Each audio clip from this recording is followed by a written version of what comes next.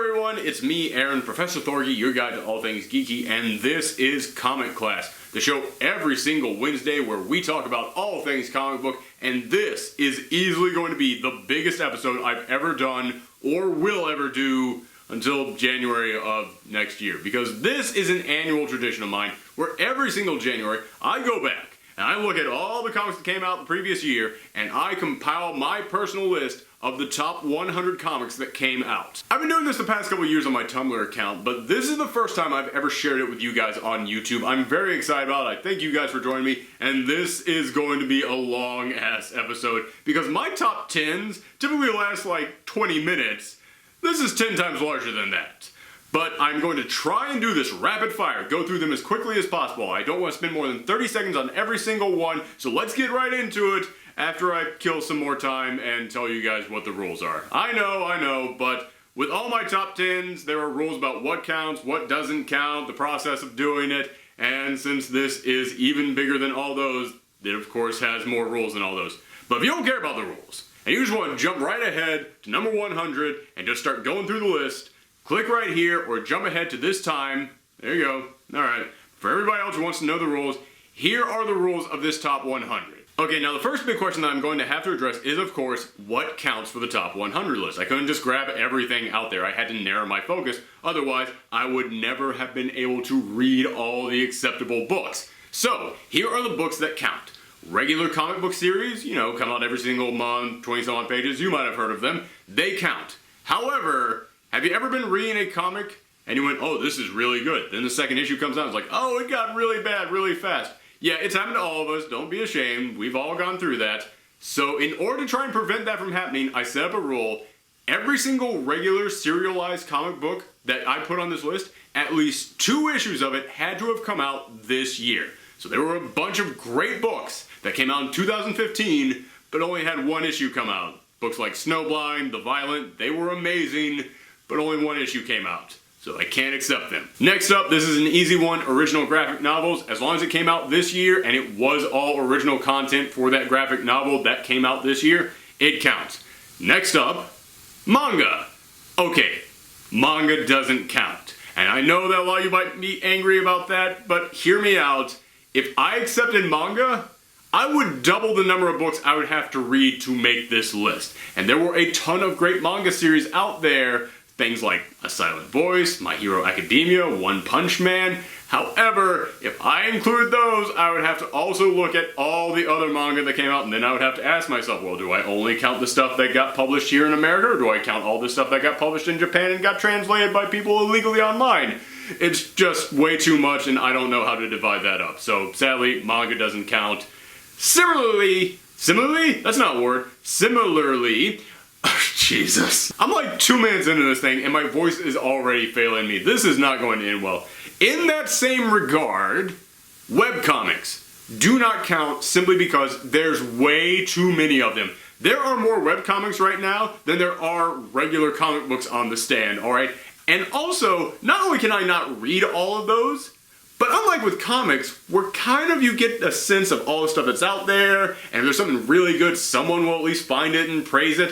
When it comes to webcomics, I guarantee you, the best webcomic in existence is right now on someone's blog that no one has discovered yet. However, when it comes to webcomics, I do have one exception that I'm allowing, which is that if you took your webcomic and you actually did publish it in a physical format that came out in stores this year, then I am counting that entire book as an original graphic novel. I am treating that like it is a book that came out this year in that original graphic form.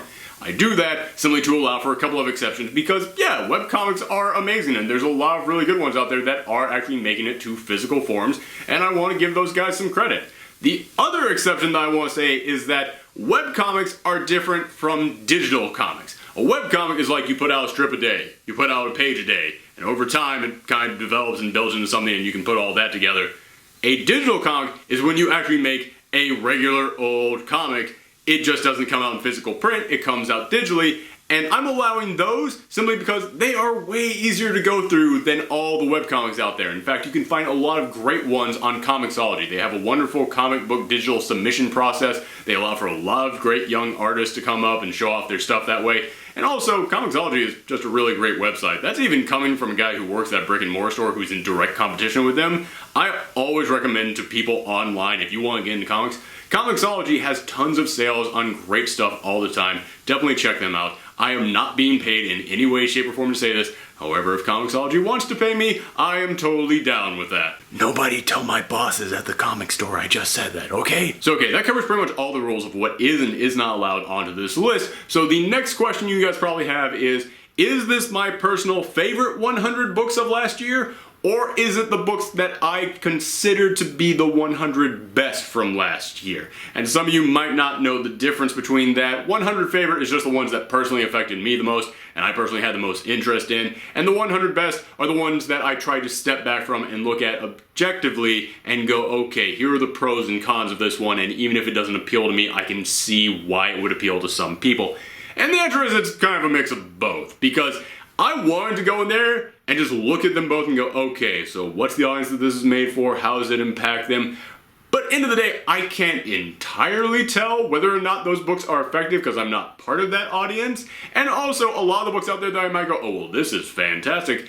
It could be entirely influenced from my own personal taste, and you can't entirely get rid of that personal taste. So, end of the day, it's kind of a combination of each, but really, it's just my opinion. That's all this is. And at the end of this, I would love it if you guys could share your opinions down in the comments down below. But okay, that's it. The rules are done. I crossed all the T's, dotted all the I's. You guys know all you need to know. Let's get excited. Let's get hyped. Let's get amped. Here we go. Top 100 comics of 2015.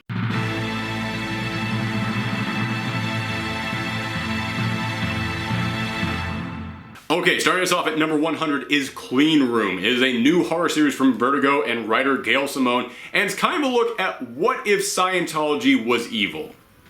I mean, like, not the way it already is evil, I mean like demonic evil. What if it had some kind of a connection to demons and evil spirits, and it's about this journalist, she's trying to investigate what's going on behind it to get vengeance for her dead husband. It's really intriguing, and I want to see where it goes. Next up at number 99 is Heart in a Box.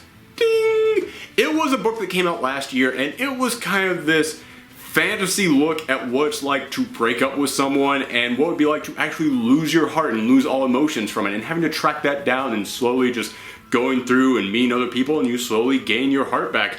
It was pretty touching, and the artwork is fantastic on it. Number 98, Welcome Back, a really cool story about assassins who keep resurrecting and keep having to hunt each other down and kill each other, and it had a great youthful energy and spirit and voice to it, and once again, great art that just matched that tone so well. At number 97, Phonogram, The Immaterial Girl. Now, I'll admit I didn't read the original Phonogram series, so I didn't quite get the attachment to this book that a lot of people who read the original one might have. However, it is still this super imaginative tale of witchcraft and pop culture coming from Kieron Gillen, just the way that he knows how to do it. That is his bread and butter, and once again, if you love Young Avengers or Wicked and Divine, this is another series that you have to check out. At number 96, Diesel. This is a super imaginative all-ages book about this spunky young girl who's about to become captain of this entire floating island when all of a sudden things go wrong and she kind of has to test herself and prove to herself whether or not she really can be a captain. It is a great read for all ages, and it has, I know I've been saying this a lot, but this has some of my favorite art from any book this season. Number 95, Teenage Mutant Ninja Turtles. Every single time that I talk about how good the IDW Teenage Mutant Ninja Turtles series is, I always feel like I have to preface it by going, no, trust me, I know. It actually is that good. Because everybody kept telling me for years how amazing this book was, and I was like, it's Teenage Mutant Ninja Turtles, I don't really care. And then I read it and I realized, oh, I kind of care. This is actually really good. It's capturing the spirit of that old series and all the craziness and the goofiness of it, but it's also treating it just maturely enough to make me take it seriously. And this year was some of the most mature stuff that I've seen from this book. This had the final showdown between Splinter and the Shredder, and I ain't gonna say what happens, but wow, was it effective. Number 94, Apocalyptic Girl. This is another one of those stories of the last survivor on an empty Earth after everyone has left or died off, And we've seen that so many times. However, we've never seen it quite with this style. The design that goes into this world is amazing. I absolutely loved it. And also, the story takes it in some pretty original places too. Number 93, Tomboy. Now, this is a new series from Action Labs, and I have never really been a fan of Action Labs. They put out some great kid stuff, but any of their stuff not aimed at kids is so over the top, gory, and overly sexualized that I just don't care. So I kind of avoided this one at first, but I got amazing reviews, so I decided I have to check this out. And I read, and it actually is really darn good. Tomboy is kind of the, how can I put this? It's the gritty, real-world, street-level Sailor Moon reboot that none of us knew we wanted, but it's actually kind of good. At number 92, Howard the Duck. Chip Zdarsky gets this character. He does. He knows exactly how crazy to make a Howard the Duck story, that it's laughable and goofy and fun, but he knows the exact right amount of heart to give this character to make me care about him. I actually found myself caring and laughing in this book more than I have in any other Howard the Duck appearance I've ever read. Way to go, Chip. Number 91, Zodiac Star Force. Remember how I was talking about Tomboy and I said it was the gritty, real-world, street-level Sailor Moon reboot we all didn't know we wanted? Well, some of you out there definitely do not want that, and you're like, no, I just want some Sailor Moon stuff.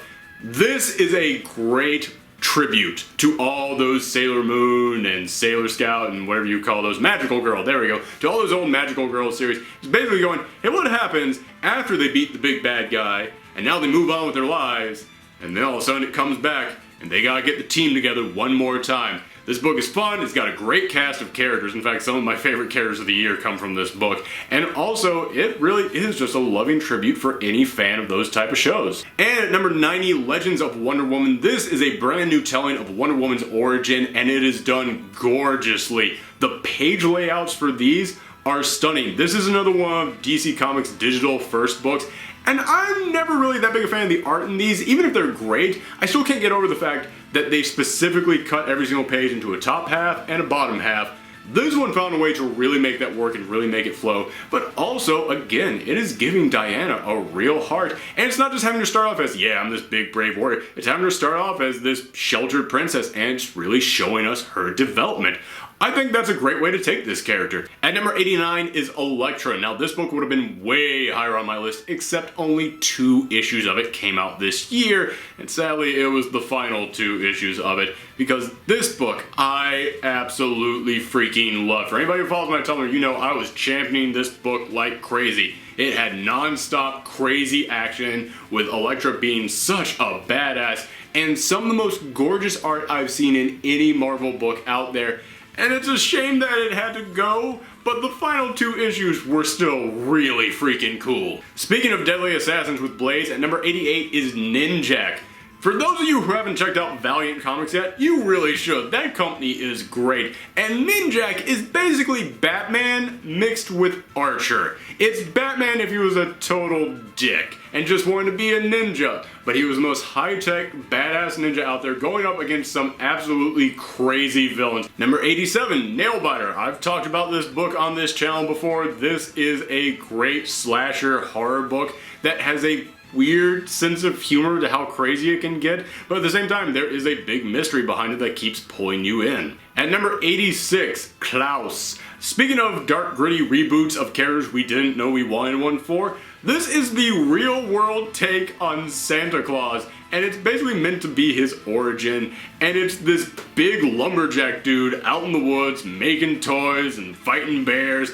And there is this king who is just totally naughty, and he steals toys and outlaws joy and gives all the toys to his spoiled brat kid, and it's just Santa Claus breaking into town every single night to deliver toys. It's a total badass story, but at the same time, it is full of cheer and joy and wonder, which is what Santa Claus should be. It's really weird how you can treat this character realistically and like a badass, and still kind of capture who he's supposed to be. Next is Harrow County, right over there. If you're a fan of dark southern gothic horror stories, this is a great one for you. It's the story of a girl growing up on her dad's farm, But before she was born, her dad killed a witch on that farm, and now she may or may not be the reincarnation of that witch, and suddenly dark, mysterious things start to talk to her in the woods, and it gets really creepy. It's haunting. That is the best way to describe this book. It is the incarnation of haunting. But what if I don't want Southern horror? What if I want horror in, say, space?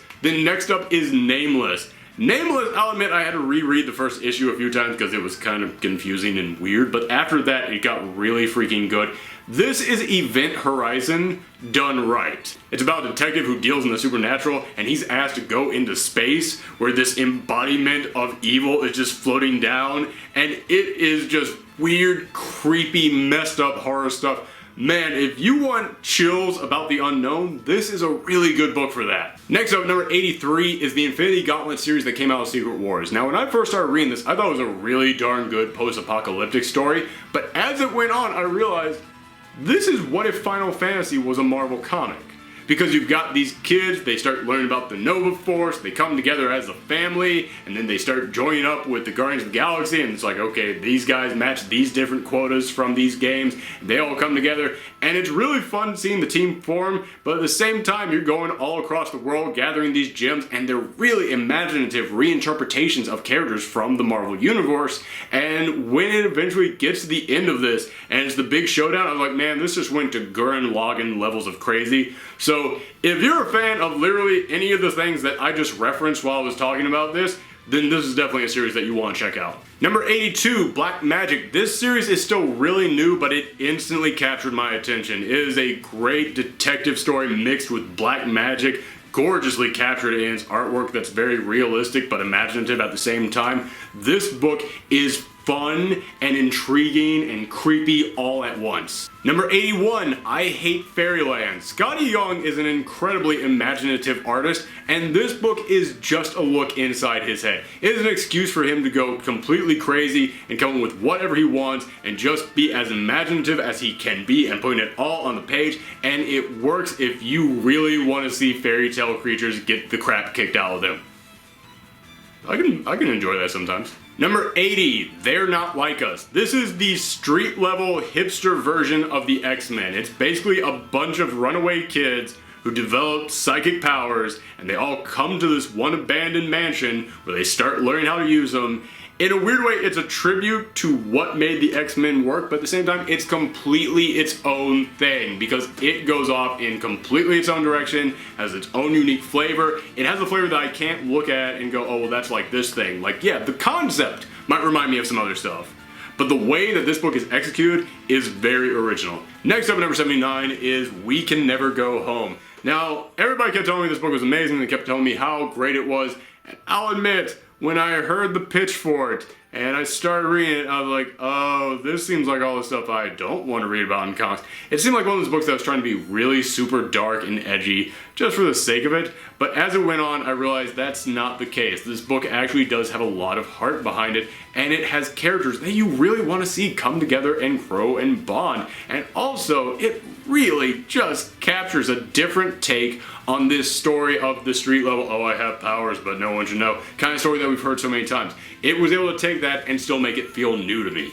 At number 78, Jem and the Holograms. Now, I'll admit, there was no way I was going to read this book if it hadn't been for the fact that Jem and the Holograms movie came out and everybody flipped over it and it looked just so awful, and I'm not going to spoil a future review that I have coming up on this site, but it was. But after I saw that, I went, you know what? Somebody needs to treat these guys right. Somebody needs to treat the Jem fans right. Maybe the IDW comic kids. And I started reading a couple of issues of it, and yeah, I'll admit, it's not exactly for me, it's for Jem fans. And it knocks that out of the freaking park. This is one of the best executions and adaptations of a property I have seen in a long time from comics. It just really nailed the tone and the flavor and the fun that this series is supposed to be, and it really made all these characters have a personality that was dynamic and made me want to read more about them. At number 77 is the last couple of issues of the Jerry Dugan Nova series. I absolutely loved what Gerry Duggan did for this character. He gave it so much heart. He gave Sam such a great personality. He made me feel for this character the same way that I felt when I was a little kid reading my first couple issues of Spider-Man. That feeling of, this is a guy I want to see succeed, and you can actually watch him grow and progress. And there was so much heart in this series, probably more than almost any other Marvel book that came out this year. The one-shot team-up between him and Doc Green was just stunningly effective. I cannot believe how much he made me care for everybody in that issue. So yeah, this book absolutely deserves to be looked at if you never picked up any of the Nova series. At number 76, we are staying in space, and we're still talking about an adaptation of an old cartoon, Invader Zim. Yes, Invader Zim is finally back, you guys. He was gone for a while, but now he's back. And yes, I'll admit that it would have been nice to have it back in a cartoon. This series is just as effective. This is a book that not only looks and feels exactly like the old cartoon, but it has the exact same tone of it so well, I could hear the characters' voices as I read this book. This thing nails exactly what those Invader Zim fans have been asking for all this time. Number 75, Captain America White. This is another one of those stories coming from Jeff Loeb and Tim Sale that is meant to focus on an emotional journey that character took in their early days.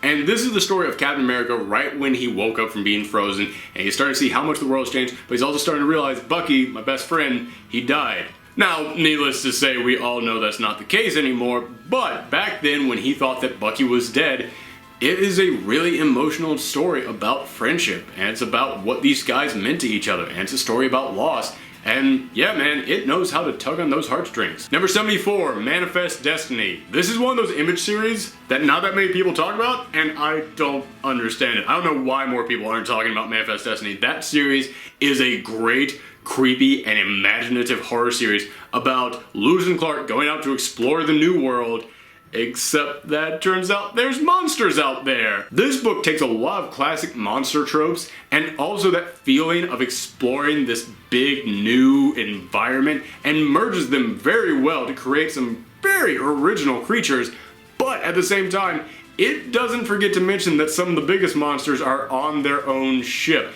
It does not forget the fact that Lewis and Clark and all their crewmen were kind of a bunch of assholes. And I'm not going to spoil anything, but right before they went on their most recent break, the thing that their crew did, holy cow, didn't see that coming. At number 73 is Hench Girl. This is another one of those series that's meant to kind of take a real world look at the superhero, supervillain lifestyle, especially what it's like to work underneath one of them as a hench person. And it's fun, it's upbeat, it's creative. I really love the main character. The main character is fantastic. And I first heard about this book a couple of years ago at Comic-Con when I met the creator of it, and she hadn't quite been picked up just yet. She was still trying to get people to buy the book, and I decided to check it out, and I really enjoyed it back then. And I was like, someone has to pick this up. And finally this year it happened. So hats off to you. I'm glad that it's finally a success. And number 72 is All New Wolverine. Now I know a lot of people out there who's like, nobody's gonna be able to replace Wolverine for me. And I'll admit, reading this, I didn't quite get that Wolverine feel, but I got a completely different feel. I got its own original, unique feeling.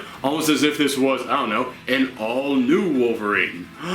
Yes, this book does feel new. It feels energetic, and it still kind of captures what Laura Kinney should be. It does make her a standout character once again. It makes her a character that a lot of people want to talk about, and I've been enjoying it so much. And number 71 is Spider-Gwen. Now, I absolutely love alternate reality series, and this book this year decided to really show off how different this world is that they created. It started going off in different directions with certain characters that I wasn't expecting. A lot of these new interpretations are exciting and fun, and the art style really captures kind of that young, rebellious rock attitude that this book should have. It is absolutely as good as people were hoping it would be. At number 70, let's go in a completely different direction with one of the most disturbing, effed up series I've read in a while, The Goddamned. This is the story from the Bible of early man after they were kicked out of the Garden of Eden, and they basically spent generations just sinning and basically just turning into savages and becoming so messed up that God had to say, okay, yeah, we gotta just wipe all you guys out. And this is the story of right before that happened, and so an immortal going around trying to find something that will kill him, while Noah is going around trying to pick up animals, and in a weird way, Noah is kind of the villain.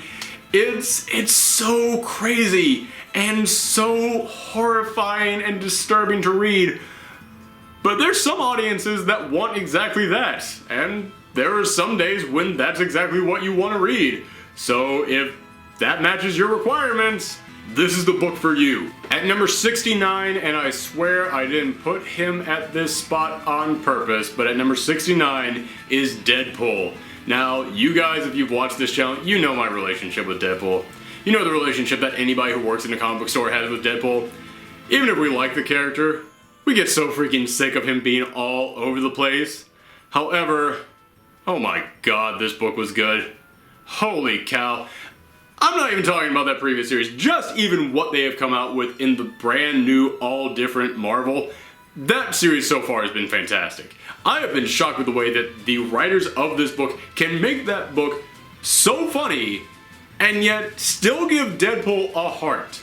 I've been saying that with a lot of the books on this list, that they have heart. That's a big thing for me. I always appreciate when you can give a character some dimensions and make you want to root for them. And this series has been making me want to root for the guy who I was sick of up until 5 minutes before I started reading it. So yes, Deadpool, number 69. Oh, why did I not change that number?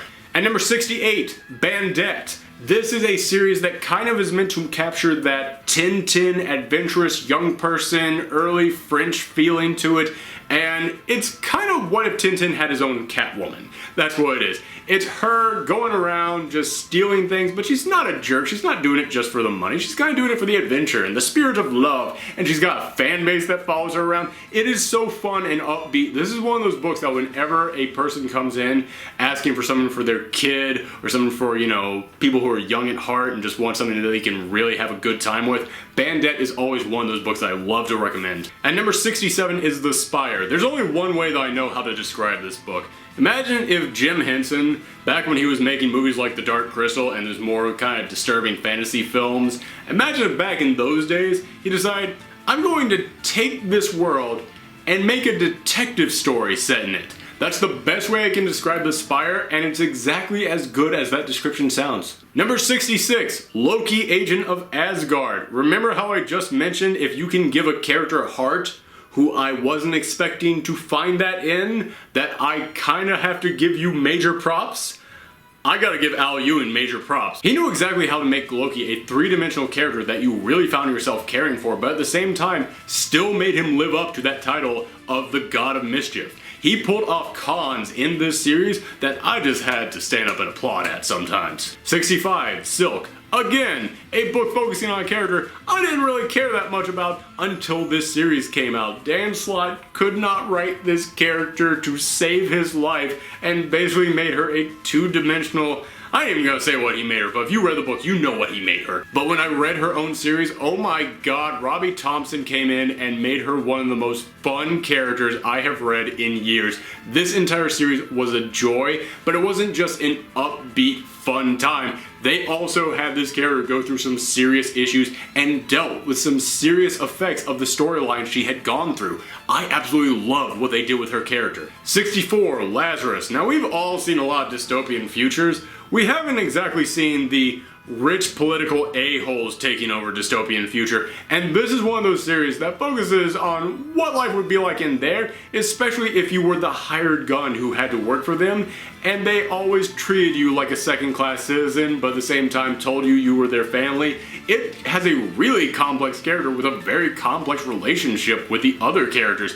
This book is just smart. It's a smart freaking book. And number 63 is Huck. It's basically Forrest Gump meets Superman, and the writer Mark Millar described it as his attempt to create an antidote to the overly dark and overly edgy environment that a lot of our characters are written in these days, and that's coming from the guy who created Kick-Ass.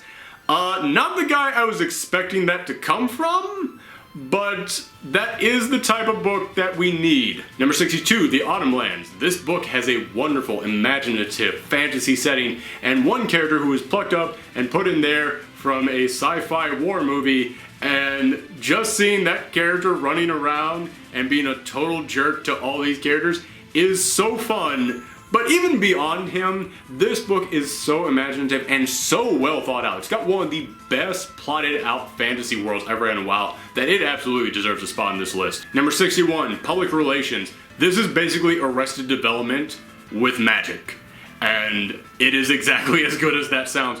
This book made me laugh more than almost any book that came out this year. I was rolling reading this book. There were moments I had to stop so that I could take a break and then gather my breath and start reading again. It was hilarious. Number 60, The Omega Men. Now this was at the top of so many people's favorite books of the year list. I read reviews for so many of these issues that were just 9.0 or higher. So many people loved every single thing from this series.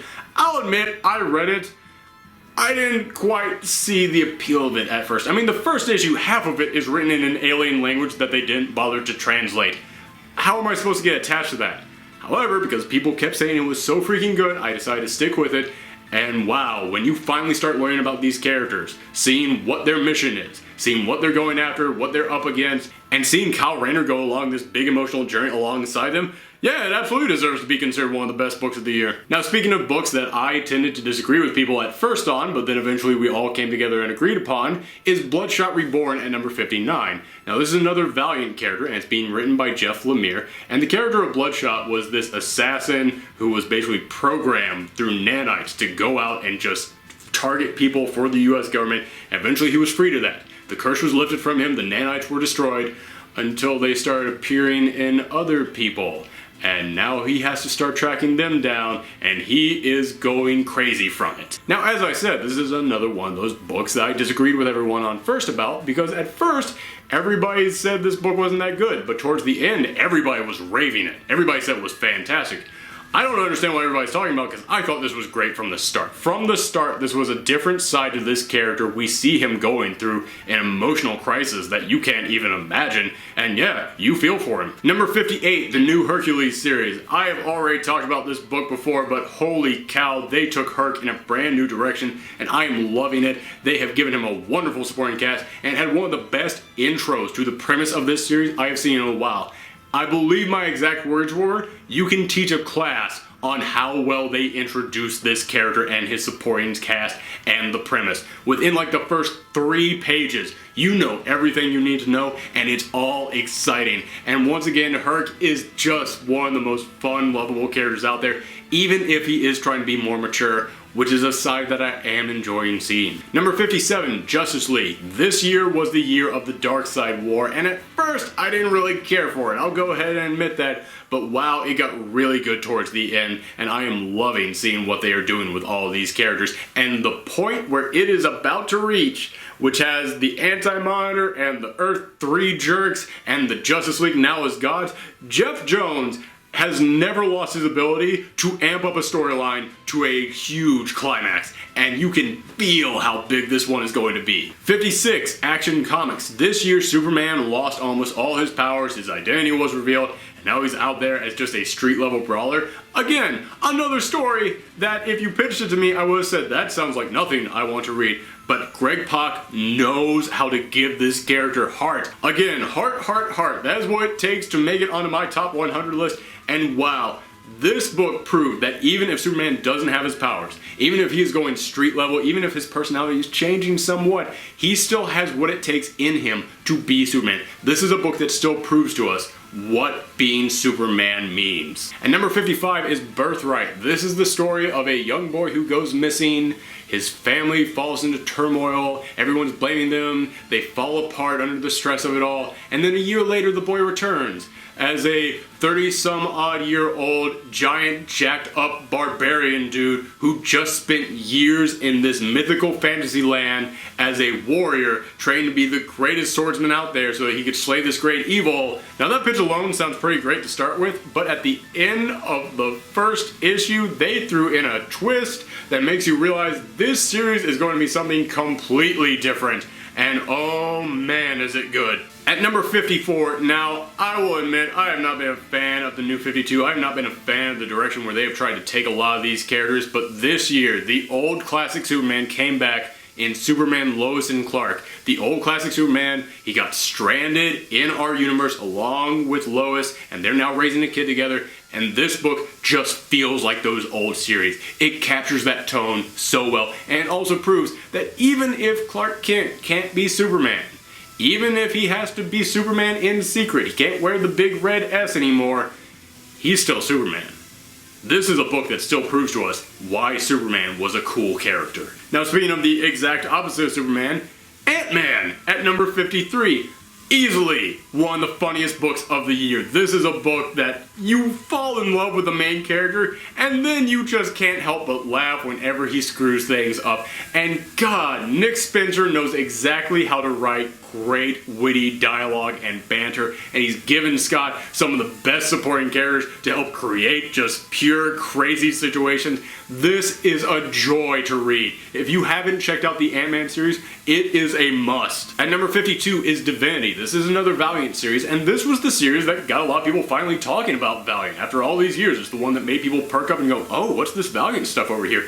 It's the story of a Russian cosmonaut who back in the 50s went into space, and he ends up traveling to the edge of all creation, and then he returns as a god. It is weird, it's trippy, it's huge in scope, and the main character, you look at him as both a human and as this otherworldly creature at the same time. It is able to capture both sides to him so well. And number 51 is Black Canary. Now this series is meant to capture the feel and the tone of rock and roll, and I feel it does that incredibly well, but it's also got a great pitch and a great premise for why Black Canary has to go out there and fight alien creatures while on the road with her band. I've said this before, but this would be an amazing Saturday morning cartoon. I really want someone to adapt this. And number 50 is Displacement. Now this is a biographical story of a young comic book writer and artist as she has to take a cruise with her elderly grandma and grandpa, and she basically has to take care of them for the entire week. I know you might be saying, well, that doesn't sound exciting at all, but it's meant to kind of be a look at our fears of mortality, our feelings about life and death, and the struggles that she had to go through with it.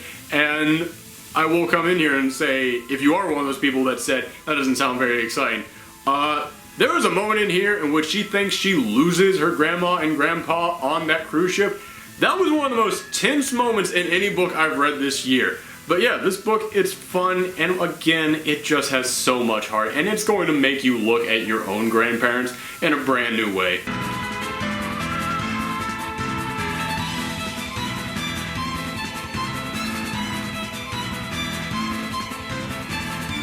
Okay, we're finally in the top 50.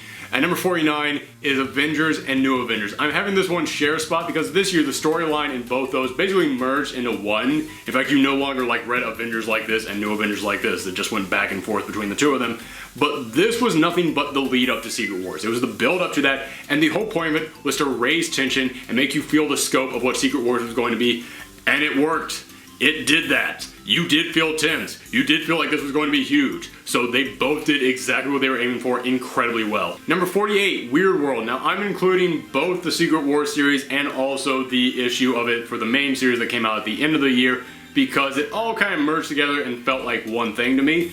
But this was one of those books that was like, okay, just go and be as crazy as you want. We don't care what you write. Throw in every single thing you could possibly think of, and Jason Aaron and Sam Humphries did that, and oh my god, they succeeded so well.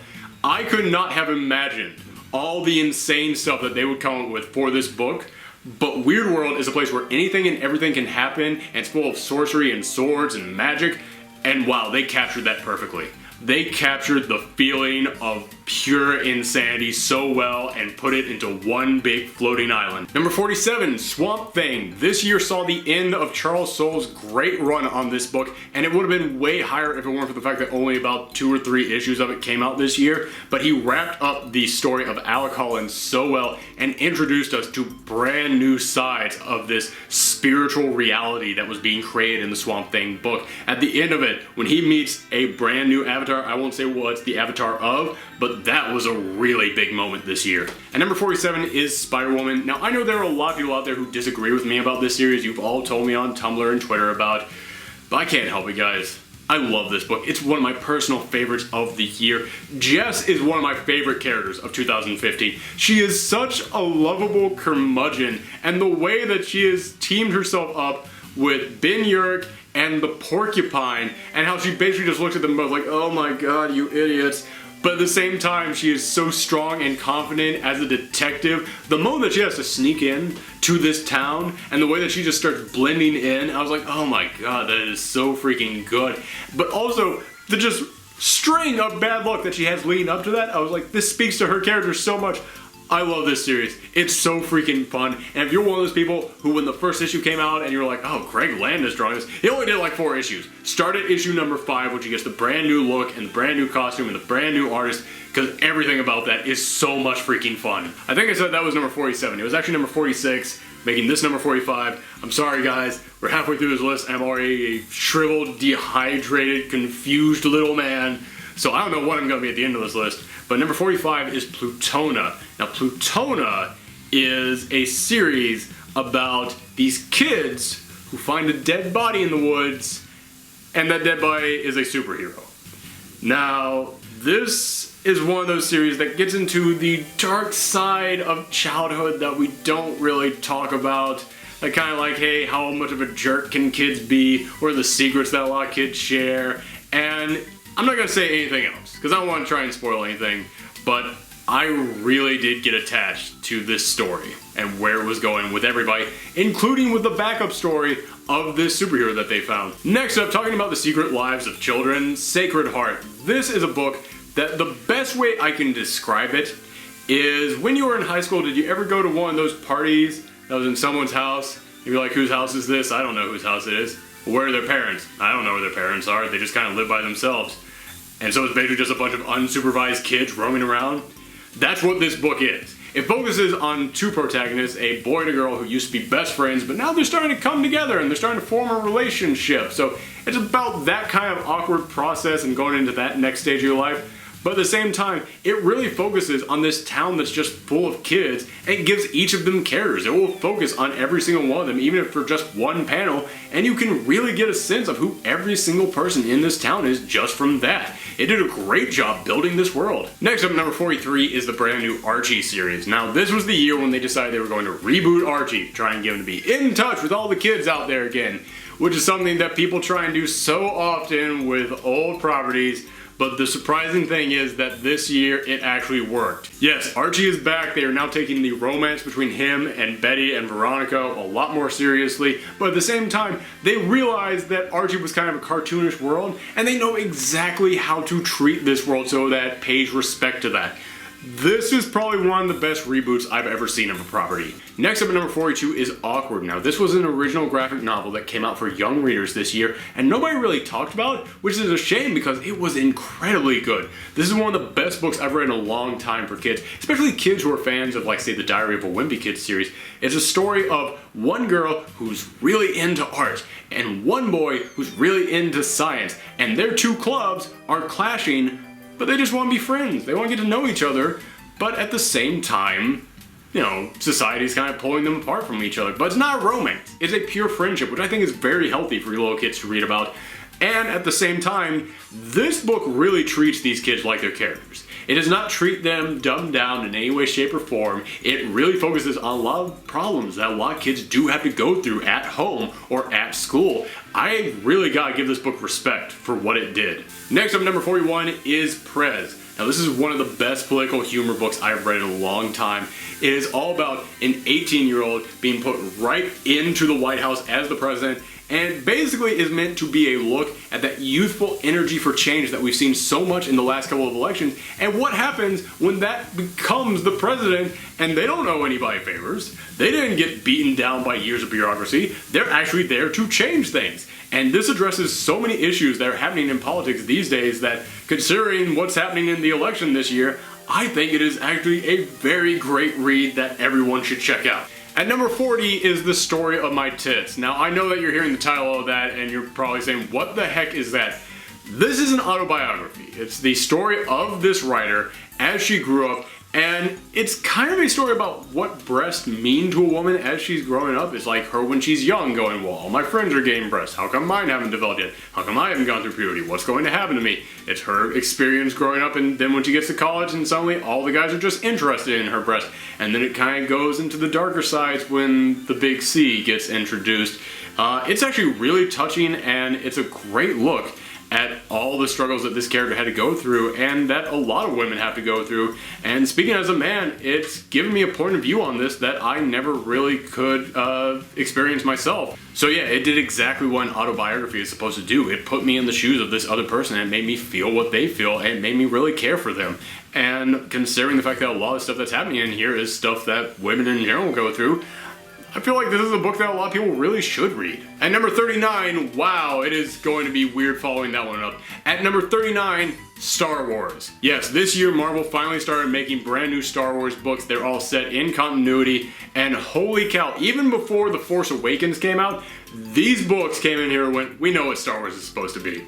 Here you go. And it just delivered to us some of the best Star Wars adventures that we've had in a long time. It really felt like we were back in those universes. They captured the tone of each of these characters so well, and it showed us so many different sides to this world. It didn't just go, hey, listen, the movies are handling everything. We just have to, keep the status quo as it is. No, they really showed us so many different parts of this universe and so many different parts of the lore. Like, you finally get to see who it is that really trained Luke how to use that lightsaber. It's great new stuff that they are introducing to the canon. Next up at number 38 is Giant Days. I already did a random recommendation in which I told you all the reasons why you should be reading Giant Days, so I'm not going to go into too much about it here simply because my voice is currently wrecked from the other numbers on this list. So just go ahead, click on it right there, watch the whole episode.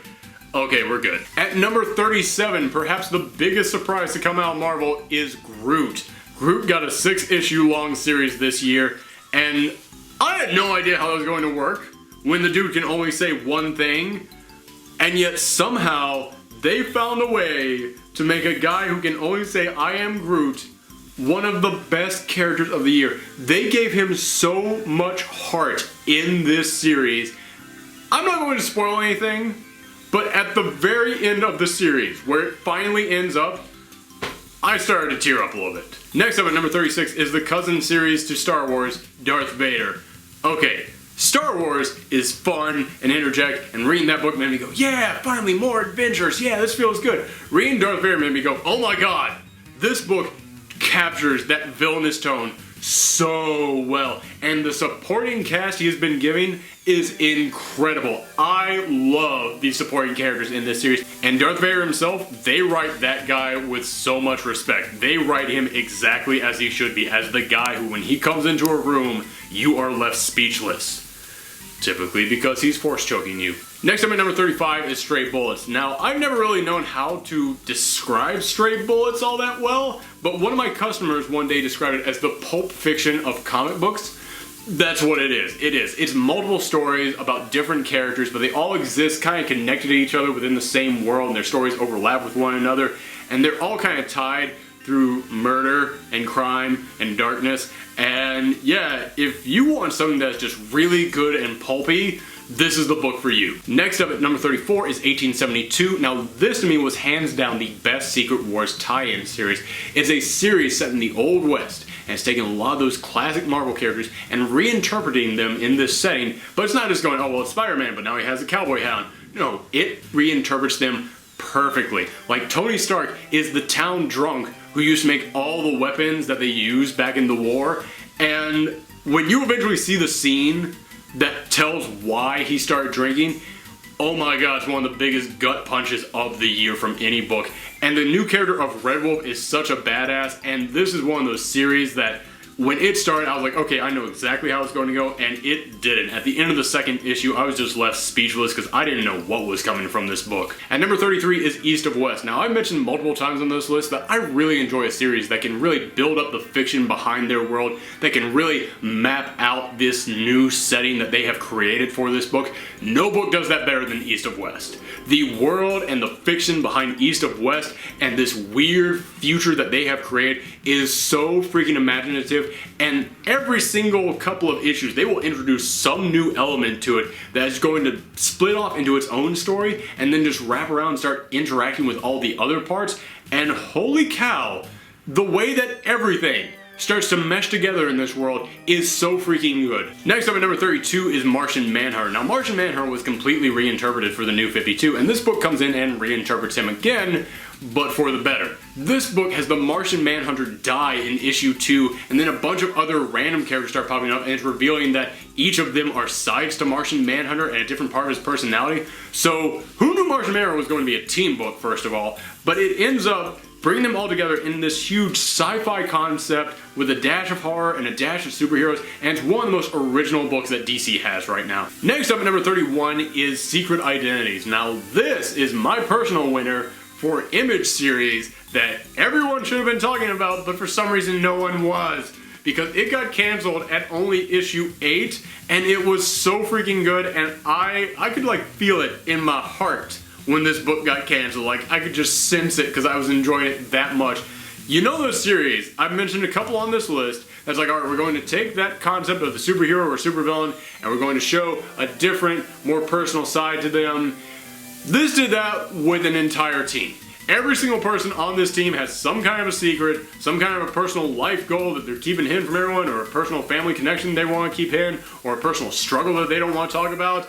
And it's all these just messed up people coming together, but then they turn to the Justice League when they're together. And it just works on so many freaking levels, and every single character is so fun. I want all of them to have their own independent series, but I would just be happy if this book could come back for a second season. Next up at number 30 is Descender. This is a book that's all about what does it mean to be human. It's about robots, it's about aliens, it's about giant apocalyptic creatures coming to destroy the planet, and a mystery that's connecting them to this little tiny robot boy.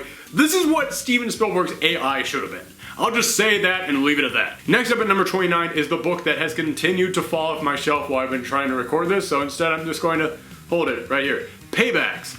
This is a series that's all about, hey, did you ever ask yourself who pays for all the big suits of armor that heroes wear, or who pays for their secret bases?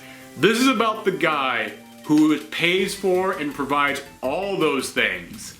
And when a hero can't pay back on their loan, this is the team of heroes that has to go in and repossess it all. It is fun, it's crazy, but at the same time, it's not just a comedy. There's a legitimate, great superhero world that is being created here. And number 28 is Monstrous. This is another great fantasy series from Image this year. It's set in this world where fairy tale creatures are kept as slaves to rich, wealthy humans, and it's just got some of the best written villains I've read all year. Like, I could get chills reading some of the villains in here, and also the art is stunning. There are creatures in here that are drawn, they're just overwhelmingly beautiful. I really have to give respect to both the writer and the artist who came together and just meshed perfectly in the creation of this series. Number 27 is The Valiant. Now, as I've been mentioning all throughout this list, Valiant is a great comic book company that more people need to pay attention to. This was their first really big crossover. It was like, we're gonna bring every single one of our characters together, and they managed to create one of the best crossover events I've read in years. This crossover event took all these characters and could only give everybody like maybe one panel, but every single one of those panels made me go, yep, that's that character,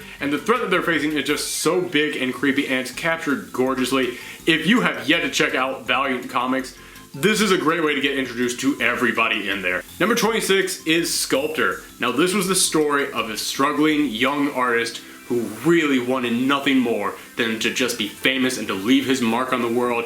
And it's about the extent that he would go to become that person and what exactly the repercussions of that might be. But it's also about love, and it's about discovering yourself, and it's about really kind of learning what it takes to be an artist. This guy is given the power to create whatever he wants, and yet critics still looking at him and it's like, yeah man, this isn't good, I don't want to buy this. Nobody wants to buy this. So for anybody out there who really wants to be an artist one day, I highly recommend checking out this series, because not only is it a great love story that is just really touching with great characters, and it just has page layouts that are flat out gorgeous and makes you just want to keep turning to see what comes next, but also for all you artists out there, it can also be a bit of a reality check. It can also be one of those books that comes in and goes, listen, I know you got all this talent, but sometimes you gotta stop, you gotta focus, you gotta think about what you're doing. Now number 25 is Invisible Republic. It's really hard for me to talk about Invisible Republic without spoiling the reason why it's so freaking good, but this is basically Woodward and Bernstein in the future. It's a bleak, desolate future, everybody is struggling just to get by, and it's a journalist trying to get one last story out there, and the story he stumbles upon is huge. It had one of the best final pages of a first issue I have read in a long time. It just shook me to my core. Next up is Nimona. Now, this was a web series that was from the creator of Lumberjanes, and I had been hearing for years about how good it was, and this year it finally came out in physical print, and yeah, it is exactly as good as people have been saying. I know I've been saying this all throughout this list, but heart.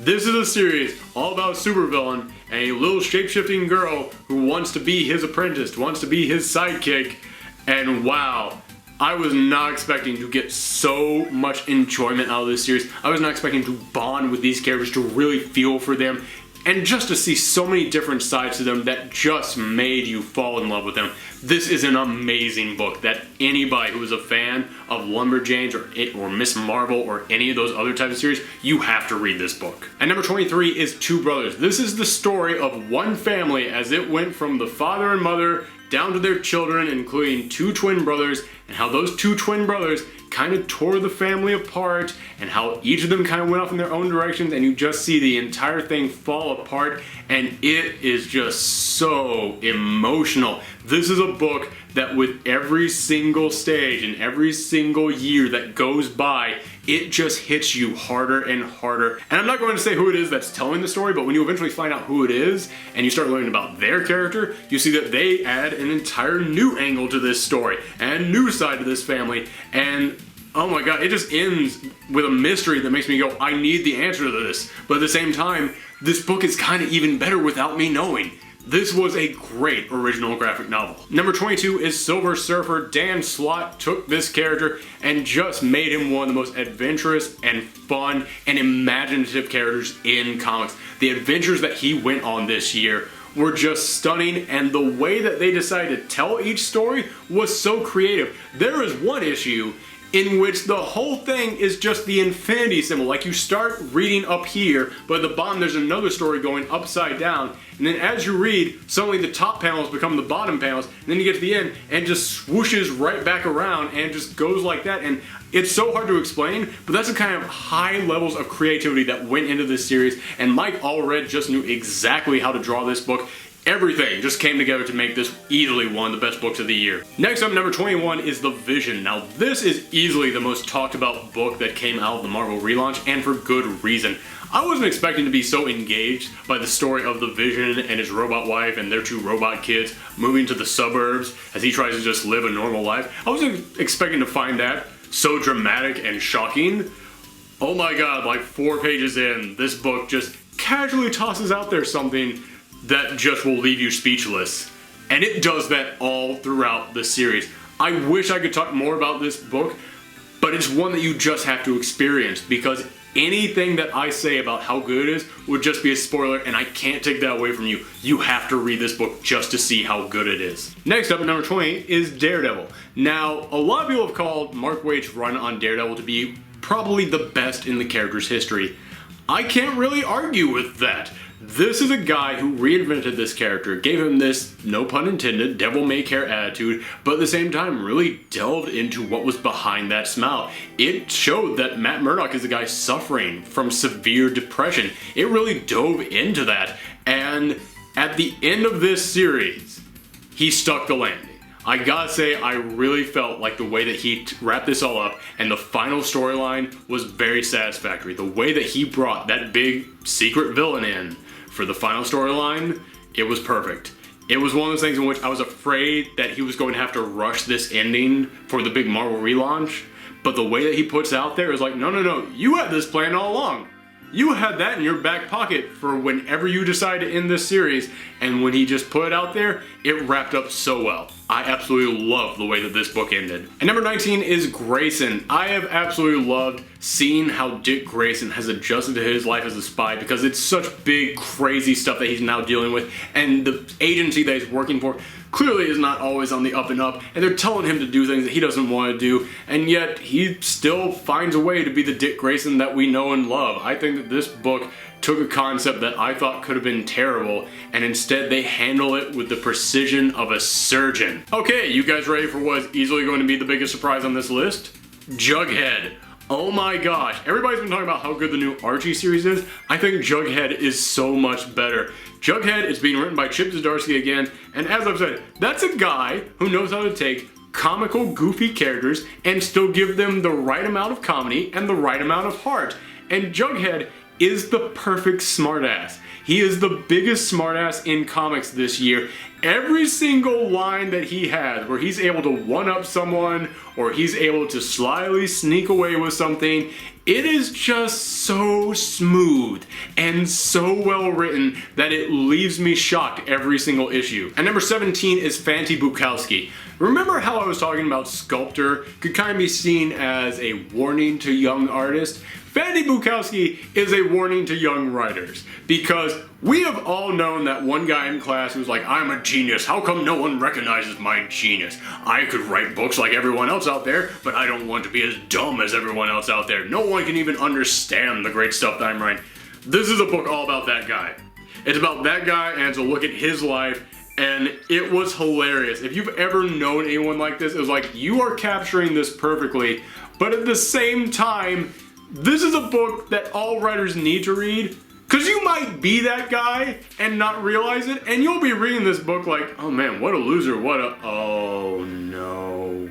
So yeah, absolutely, if you consider yourself a writer, you have to read Fanty Bukowski. Number 16, Sam Wilson, Captain America. This is a brand new Captain America, and it's the one that we need and the one that we deserve for the 21st century. Sam is going around there dealing with issues that a lot of politicians are trying to paint in one direction or another, and he's coming in there and just showing the people behind it. He's showing the people who actually really need help out there. And Nick Spencer is writing it, and once again, he provides that sense of humor that he is known for, but he also comes in here with new interpretations of classic Captain America villains that make me go, yeah, that's exactly what these villains would be like in the 21st century. It is not coming in here and having the villains just be some big menacing villain.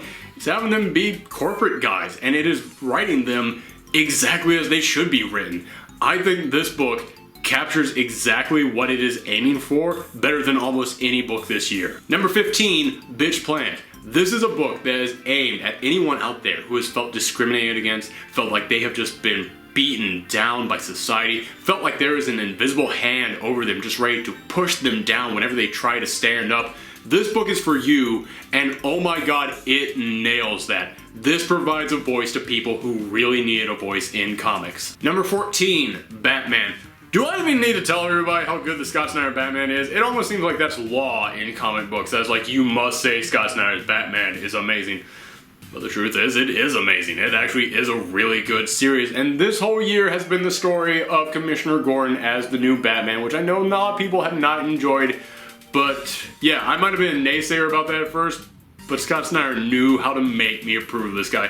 He knew how to write this guy that make me go, you know what? That might not be the Commissioner Gordon that I know, but it's still a really good character that you're writing, and the threats he's setting up are so huge, and I love that he doesn't treat the audience like they're stupid. He didn't come in here and go, oh yeah, Batman is totally dead, Bruce Wayne is totally dead, right? No, he tells you right off the bat, Bruce Wayne is still alive, but what they have decided to do with Bruce Wayne is such a great look at that character, and such a great side to him, and I can't wait to see how the story all wraps up in a couple more issues. Now, number 13 is Secret Wars. I talked about Secret Wars 2 weeks ago on this show. The video is right there. Again, my voice is destroyed after all these, so I'm going to say my voice. You can just click on that video. I will let it do the explaining. We all good? We good. Okay. At number 12 is Southern Bastards. Now, I'll admit that one of the reasons why this book is so high on the list is simply because I grew up in the South, but this book captures that feeling and that tone so well. I could smell this book. The first time I read this series, I could hear the sounds of the South just in the background. Yes, everything in here is exaggerated. It's exaggerated, but only so much that when you read it, you can still go, yeah, but I still feel the reality that's behind it. That's what a really great writer can do. They can take a story and craft it into something so much bigger than it is, but you still feel where it all came from. Number 11 is Midnighter. I'm gonna make this one really short and simple. Midnighter is one of the biggest badasses in comics, and yet the writer came in and was able to give him what class? A heart. There were so many touching moments in this book, and it typically came right after Midnighter beat up an entire room full of thugs. I am shocked that this book was able to combine those two things together so freaking well. Here we are, we finally made it, we're in the home stretch. At number 10, Constantine the Hellblazer. I hated the fact that they took Constantine and they went, oh, let's move him out of the Vertigo universe, let's put him in the DC universe as a superhero. This book, he's still not back in Vertigo, but this is as close as we're going to get, and yet, even without him being in the Vertigo world, this is still Constantine being written better than he has in years. This is better than about half the Vertigo stuff that I read. He has been written so incredibly well. These are people who know this character, they know the world they want to create for him, and they know the dark magic that he's dealing with. This is a book that is just flat out written by people who know what they're doing. At number 9 is Fade Out. Now, I'm going to go ahead and admit something to you guys. I'm not fully caught up on Fade Out because I read that book in trade, so I've missed the last couple of issues. However, unless this book just absolutely tanked, which I don't believe it did, this is still easily worth being in the top 10. This book is all about a murder mystery that takes place in the early days of Hollywood, and it is going for that same tone as a lot of those old early Hollywood films like Sunset Boulevard, and it nails it so well. I would actually say this is even better than some of those old movies. Every single character is written in a way that just makes you feel the pressure that is on every single one of them. They all feel 3 dimensions, and they feel like every single one of those dimensions is just a weight beating them down. Next up is March Book 2. Now, this is the autobiography of Representative John Lewis, and he was one of the people who was largely responsible for planning all of the marches and sit-ins during the Civil Rights Movement. And it's basically him recounting all that went into it, all the people who had a hand in it, all the places that they had to go, and all the pressure that was on them at all times. There are so many moments where he is writing about what happened to them during these protests, and you know he's alive because he wrote the book, but you just fear for him at all times. There are moments in which they're just driving down the road and you're like, just driving down the road, you realize how much danger they're in for that. This is a book that is capturing the story and the struggle that these people went through so well, and is indeed paying them the respect that they deserve. Next up at number 7 is Paper Girls, which is a new series by Brian K. Vaughan, and Brian K. Vaughan writes something, there's a really good chance it's going to wind up high on a top 100 list. This is a story about girls delivering the paper back in the 80s, early one November 1st morning, when all of a sudden aliens, time travelers, dinosaurs, all sorts of crazy stuff starts invading, and it sounds like that's just craziness for the sake of being crazy. It's not. There is indeed a method behind this madness, and it's brilliant just to read and see how every single piece is fitting in. I highly recommend this to anybody who wants a good dose of sci-fi these days. Next up at number 6 is Ivar Timewalker, and I'm just going to go ahead and say it. Ivar Timewalker is a time travel series that was largely influenced and based on Doctor Who. However, it very quickly becomes its own thing. Like, it even plays into the fact that people are going to say it's a Doctor Who ripoff right off the bat, and it kind of winks and nods at them, and then it completely sweeps the legs out from under them as it goes off in its own direction, and it gives us some of the best characters of the year on this big, wild adventure. And from issue 1, as you read, you can tell there is a major, massive story laid out here, and as you watch every single piece of it unfold, it is just stunning. This is easily one of the smartest books of the year, just with the craft that went into creating it. It is impressive how smart this book is. At number 5, Shaft. The Shaft comic is a bad mother. That's right, I said it. Now, I didn't know what to expect from this book because I didn't know exactly how you could adapt the old Shaft films into a comic, but this isn't based on the movies. This is based on the book that the movies were based on, and the book was a lot darker and a lot more serious. It was a far more classical, dramatic noir series, and this book perfectly captures that. This book really gets into John Shaft's head, which is the head of a guy who went to Vietnam and did some messed up stuff over there, and then he came back with just this attitude of, I'm going to survive no matter what. It totally gets inside his head, and watching him slowly turn into a detective from a boxer is a great metamorphosis. This series captures street-level detective noir stories so incredibly well that the fact that the guy who wrote this is also going to be writing the new Nighthawk and the new Power Man Iron Fist series from Marvel has me more excited for those two books than I thought even possible. Next up at number 4 is Saga. Saga is the king of independent comics. If you haven't heard about Saga by now, then you guys really should have. It's so freaking good. But this is the biggest soap opera in space you could imagine.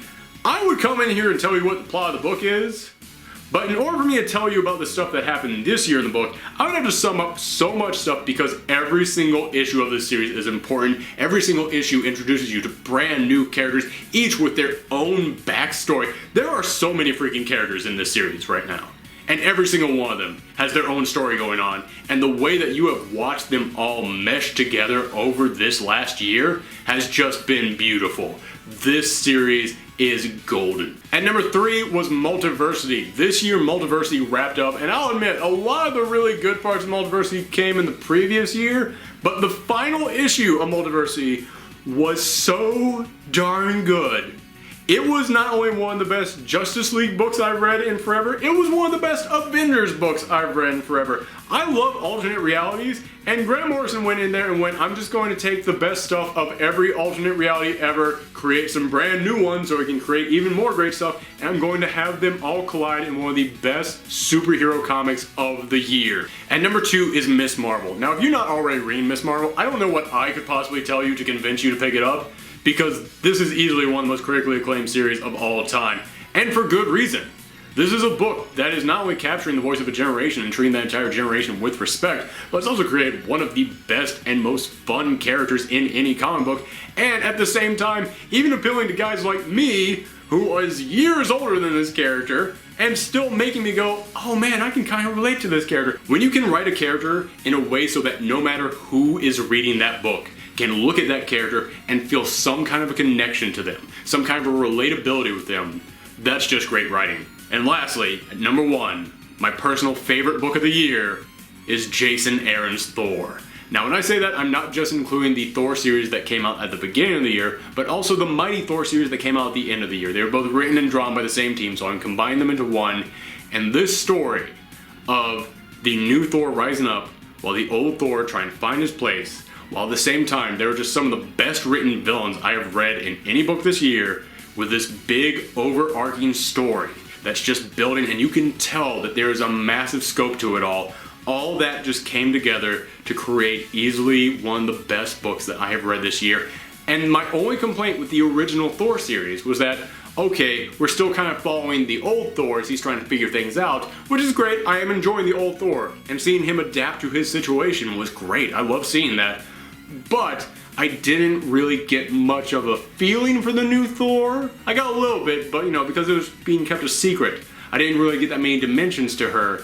But then when the Mighty Thor series came around, I said it on my review of the book, but that issue number 1 is the best issue number 1 of a series I have read in a long time, because it just got me so into the mind of Jane Foster. Hearing Jane Foster talk about what it's like to have cancer and to go through chemotherapy, it felt so real that I wouldn't be surprised if some of the people working on this book weren't drawing that from a really personal and real place. If they didn't have some first-hand, real-life experience with this, with maybe a loved one. Because as you read this, you really felt for this character. You really got concerned for her. You didn't want to see what was going to happen to her. In fact, this is a series that leaves me wondering what is going to happen to Jane. And then when you saw her talking about what it's like to be Thor, and what it's like to be all-powerful, and you seen her so happy as that, it made those moments so much more special, because you knew that this was her moment to get away from that. But in a weird way, it also made it very tragic, because you knew she would have to go back to that eventually. The way that they danced those two together makes her one of my favorite characters of the year. And as I said, I can't wait to see what happens to her, because not only do I not know how this story is going to end, but this story is huge. This story is building up gigantic. Like, I thought there was just a thing going on with Malekith and the Frost Giants. But in that issue 1, they started introducing so many other elements that I realized there is a massive story at play here. I am so excited to see how the rest of the story of Thor is going to play out in the upcoming year. So not only did Thor give me a great series last year, but it made me so excited to read comics in 2016. I have to make it my #1 book of the year. But yes, thank you all for tuning in this episode. I hope it provided you with many hours of entertainment. I hope that you found a couple books on this list that you're really excited about and you really want to go and check out. Make sure you hit the subscribe button if you're new to this channel, and please share this if you know someone else who might enjoy it. Thank you so much. Come back next time.